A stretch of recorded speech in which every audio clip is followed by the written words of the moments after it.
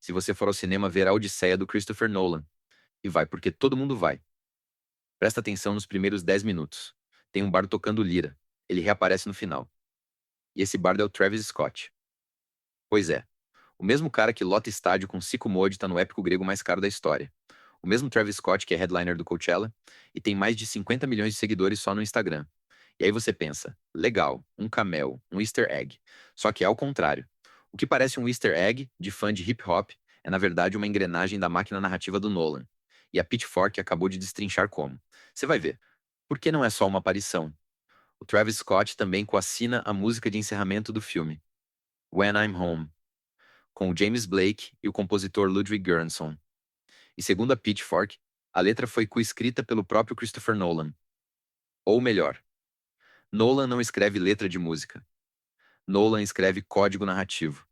Cada palavra que ele bota numa canção pop tem função dentro do filme, como se fosse um capítulo extra que só existe fora da sala escura. Desde Tenet ele faz isso. E o que ele fez com essa música pode mudar como você ouve os créditos finais. A gente vai destrinchar quem é quem nessa parceria, porque o Nolan chamou um rapper para um épico grego, e principalmente o que a letra revela sobre o filme que você não vai ver na tela. Vamos reconstruir o cenário. A Odisseia do Christopher Nolan é a adaptação do poema épico de Homero. A história de Ulisses tentando voltar para casa depois da Guerra de Troia. O filme estreou em 2026 e o orçamento é um dos maiores da história do cinema, estimado em mais de 250 milhões de dólares, segundo a Variety. O elenco inclui nomes como Matt Damon como Ulisses, Tom Holland como Telêmaco, Zendaya como Athena, Anne Hathaway como Penélope e Robert Pattinson, em papel não revelado. A trilha sonora ficou a cargo de Ludwig Göransson, compositor sueco de 37 anos que ganhou o Oscar de melhor trilha original por Oppenheimer em 2024 e que já trabalhou com Nolan em Tenet. Segundo a Pitchfork, o som do filme não é uma trilha convencional. Göransson descreveu o processo como criar uma paisagem sonora que pudesse existir há 3.000 anos, usando instrumentos antigos reconstruídos a partir de referências arqueológicas. Fechando os créditos, ele chamou James Blake, músico britânico de 37 anos nascido em Londres, conhecido por misturar eletrônica e soul em álbuns como Assume e por produzir para Kendrick Lamar e Beyoncé. E aí entra o Travis Scott, o rapper americano de 34 anos, natural de Houston, Texas, que já tinha contribuído com uma música para os créditos de Tenet, The Plan, produzida pelo próprio Göransson. Foi convidado de novo. Só que desta vez ele não ficou só no estúdio gravando. Segundo a Rolling Stone Brasil, ele aparece no filme como ator. Interpreta um bardo, um músico viajante da Grécia Antiga que canta a queda de Troia. Nos primeiros minutos, e reaparece no terceiro ato com uma função narrativa. Um duplo papel raro para um rapper que não é ator de formação. O Nolan não escala ninguém por acaso. E isso a gente aprendeu vendo ele escalar Harry Styles em Dunkirk. A música em si, When I'm Home, é uma colaboração rara até para os padrões do Nolan. James Blake traz a melodia etérea, o vocal quase fantasmagórico que vai subindo de intensidade. Travis Scott entra com a camada de hip hop, os versos quase alucinatórios, com aquela assinatura vocal distorcida dele. O autotune característico que virou marca registrada de álbuns como Astroworld e Utopia. E o Ludwig Göransson amarrou tudo com a orquestração de cordas. 48 músicos da London Symphony Orchestra, segundo o próprio Göransson, em entrevista à Pitchfork. A Pitchfork chamou a faixa de alucinatória. E não é exagero. A letra tem menos de 30 versos, mas cada um é uma imagem que poderia estar num poema homérico adaptado para o século VI. James Blake canta no refrão: I've been gone so long, the road forgot my name. Em tradução livre: faz tanto tempo que me fui que a estrada esqueceu meu nome.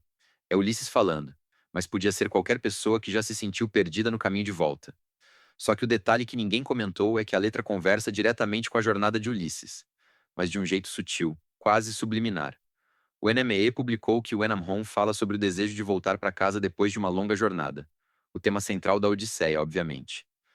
Só que tem um detalhe estrutural que passa batido. O Nolan coescreveu a letra. Christopher Nolan coescrevendo música pop. Isso é raríssimo.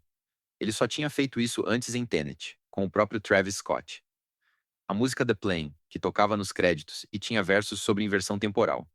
O Nolan disse a Empire na época que a música pop nos créditos é a última chance de afetar o espectador emocionalmente depois que a tela escurece. E aí você percebe o padrão. Ele não terceiriza essa última chance. Ele escreve. Ele está ali, nos versos, plantando a semente que vai germinar depois que você sair do cinema. O que parece uma parceria aleatória. James Blake, Travis Scott e Nolan. Na verdade, é uma estratégia que o diretor vem ensaiando há anos. Em Tenet, Travis Scott fez The Plane, música dos créditos, e o Nolan coescreveu a letra. A faixa falava sobre inversão temporal antes do filme explicar o que é inversão temporal. Era um spoiler musical que ninguém entendeu na primeira ouvida. Agora, em A Odisseia, ele não só canta de novo como atua. O Nolan não trata a música de crédito como enfeite ou merchandising. Ele está dos Unidos a música como extensão da narrativa. Um gancho emocional que o espectador leva para casa e processa depois. A letra de When I'm Home não resume o filme. Ela expande. Ela diz o que o filme não mostra nas imagens. Segundo a Pitchfork, o verso I'm not the man who left, and you're not the one who stayed. Não sou o homem que partiu, e você não é quem ficou. É uma chave para entender uma revelação do terceiro ato que a crítica não pode spoiler. E a Pitchfork soltou um spoiler leve mas significativo. A participação dele como bardo não é só figurativa decorativa. Tem uma função na trama. O bardo conta histórias dentro da história. Ele canta a queda de Troia no começo e depois reaparece cantando o retorno de Ulisses. Ele é o narrador antigo, o Aedo, na terminologia grega. É quase um alter ego do próprio Nolan. Um contador de histórias que aparece e some dentro da própria história que está contando.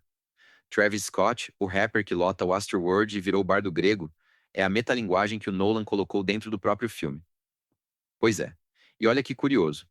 O mesmo Travis Scott que em 2021 foi acusado de incitar violência no festival Astroworld, com 10 fatalidades e centenas de feridos, agora interpreta um contador de histórias na cultura que inventou a tragédia como gênero dramático. O cara que viveu uma tragédia real no palco agora personifica a voz que narra tragédias antigas. Não é coincidência. O Nolan sabe exatamente o que está fazendo com cada escolha de elenco. E isso é só metade do que ninguém te contou. Toda semana eu volto com um caso desses para destrinchar junto. E agora você nunca mais vai ouvir os créditos de um filme do Nolan do mesmo jeito. Porque When I'm Home não é só música de fundo para você sair do cinema conversando sobre o final. É a última peça do quebra-cabeça narrativo. O som que fecha o loop que o bardo abriu no primeiro ato. James Blake, Travis Scott e Ludwig Göransson não fizeram uma faixa avulsa. Eles construíram uma ponte entre o espectador moderno e o contador de histórias grego antigo, entre o IMAX e a lira. É o bardo que abre o filme contando a história de Troia, e o mesmo bardo que volta nos créditos para encerrar. Com a voz do Travis Scott dizendo When I'm Home, como se fosse um suspiro de alívio depois de 20 anos de guerra. E o Nolan, que raramente faz algo gratuito, que planeja cada plano com precisão cirúrgica. Colocou o maior nome do trap americano como a voz desse narrador. Não é sobre ter um rapper no elenco para atrair público jovem. É sobre usar a cultura pop como chave de leitura de um poema de 3.000 anos. Travis Scott, o bardo moderno, cantando o retorno de Ulisses, que é a história mais antiga sobre querer voltar para casa. Isso muda como você vê não só a Odisseia, mas o papel da música pop no cinema de prestígio. Não é mais só merchandising de trilha sonora para vender disco. É narrativa. É expansão de universo dentro de 120 minutos de filme. E o Nolan já fez isso 3 vezes seguidas. Com Tenet, com Oppenheimer e agora com A Odisseia. Resumindo, Travis Scott virou ator de Christopher Nolan, coescreveu a música dos créditos com James Blake e Ludwig Göransson, e a letra foi escrita pelo próprio diretor, algo que ele quase nunca faz, a não ser quando o som é a última peça do quebra-cabeça. A Pitchfork destrinchou cada camada dessa colaboração, e a gente montou aqui porque isso importa mais do que parece. Agora me conta nos comentários. Qual música de créditos de filme te marcou sem você saber explicar por quê? Pode ser uma do Nolan, pode ser de outro diretor. Quero saber qual te pegou desprevenido na saída do cinema. Se gostou, clica em inscrever. Toda semana tem um Express novo no ar, sempre um caso que ninguém viu. E aí? Será que o próximo rapper a virar ator de épico vai ser quem? Kendrick Lamar num faroeste do Tarantino? Future num sci-fi do Denis Villeneuve? A gente descobre junto.